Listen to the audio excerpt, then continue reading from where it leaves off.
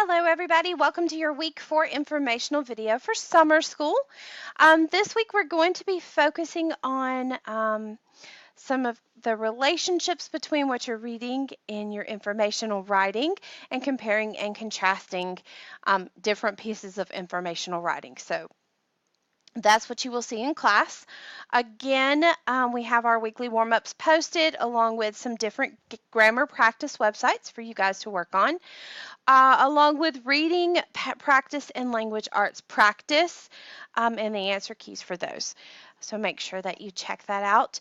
Your Georgia Milestones Experience video will be about going back in the test once you think you finished, seeing any questions that you flagged or any questions you might have missed and making sure all of the questions are complete. So a super important video for the kids to watch this week. And then, of course, your Friday asynchronous activity is about nonfiction comparing and contrasting texts. So make sure you check that out on Friday. Again, those can be done anytime throughout the week whenever you have extra time. They don't solely have to be done on Friday. Your end of the week checklist, super, super important to make sure that your week 3